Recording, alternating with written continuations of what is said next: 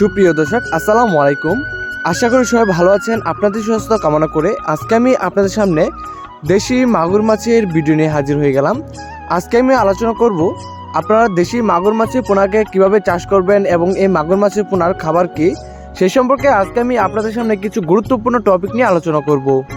তো আমি আমার টপিকে যাওয়ার আগে বলে নিচ্ছি, আপনারা যারা দেশি মাগুর মাছের পোনা চাষ করতে চান তারা আপনারা আমাদের ভিডিও স্ক্রিনে থাকা নাম্বারে কল করে বাংলাদেশের যে কোনো প্রান্ত থেকে মাছের পোনা সংগ্রহ করতে পারবেন।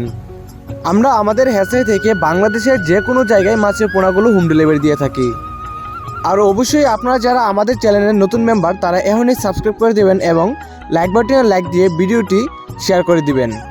মাছ চাষ খুবই উন্নত একটি পেশা এবং কি আপনার লাভও বেশি হয়।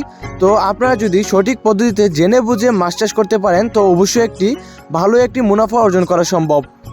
তো ক্যাটফিশ জাতীয় মাছের মধ্যে আপনার মাগুর মাছ খুবই উন্নত একটি মাছ। এই মাছগুলো যদি আপনি ভালোভাবে সঠিক পদ্ধতিতে চাষ করতে পারেন তো অবশ্যই ভালো একটি মুনাফা আপনি অর্জন করতে সম্ভব হবেন।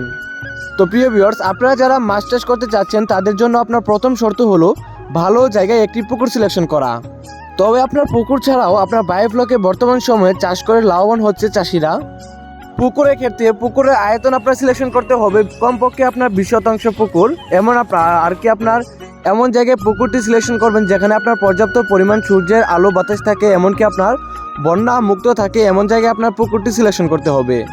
তো আপনারা পুকুরে মাছের পোনাগুলো কীভাবে মজুত করবেন, আপনারা পুকুরে এরিয়া অনুযায়ী প্রতি শতাংশে মাগুর মাছের পোনাগুলো দিবেন 300 থেকে 350 পিস প্রতি শতাংশে।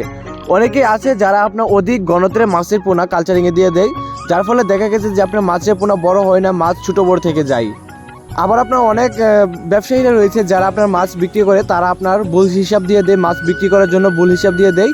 তো এতে আপনার দেখা গেছে লাস্টে আপনার মাছের পোনা আপনার গ্রোথ হয় না, মাছের পোনা বড় হয় না, মাছ আপনার এমনকি আপনার পুকুরে মাছ খুঁজেও পাওয়া যায় না। তো এই বিষয়টা অবশ্যই খেয়াল রাখবেন যেন আপনার কোনো প্রকারে মাছের পোনাগুলো বেশি ঘনত্বের পোনা মজুত না হয়ে যায়। তো প্রিয় খামারি ভাইরা, আপনারা যারা বিশেষ করে শীতকালীন মাছ চাষ করতে চান তাদের জন্য আপনার অবশ্যই বড় সাইজের পোনা সিলেকশন করতে হবে, কেননা আপনার বড় সাইজের পোনাগুলো দিলে আপনার কম মরে। তো আপনার যেহেতু শীতকালীন ঠান্ডা বেশি থাকে এই জন্য আপনার একটু বড় সাইজের পোনাগুলো আপনার পুকুরে দিতে হবে। তো এখন আপনারা যদি দেশি মাগুর মাছের পোনাগুলো চাষ করতে চান তাহলে আপনার যে কোনো সাইজের মাছের পোনাগুলো আপনার পুকুরে দিতে পারবেন, কারণ এখন আপনার কোনো সমস্যা নেই। কারণ এখন যদি আপনার ঠান্ডা থাকতো তাহলে আপনার মাছ মারা যেত, কিন্তু এখন কোনো ঠান্ডা নেই। তো এই জন্য আপনার যে কোনো সাইজের পোনাগুলো আপনার পুকুরে চাষ করতে পারবেন। যদি আপনার পুকুরে কোনো পানিতে যদি কোনো সমস্যা না থাকে বা পুকুরে কোনো অন্যান্য সমস্যা না থাকে তাহলে আপনার ইনশাল্লাহ খুব ভালো একটি ফলাফল আপনি অর্জন করতে পারবেন। তো প্রিয় খামারি ভাইরা, আপনারা যারা দেশি মাগুর মাছের পোনা খুঁজছেন তারা সরাসরি আপনারা আমাদের ভিডিও স্ক্রিনে থাকা নাম্বারে যোগাযোগ করতে পারেন। তো ভিডিওটি শেষ পর্যন্ত দেখার জন্য সবাইকে ধন্যবাদ।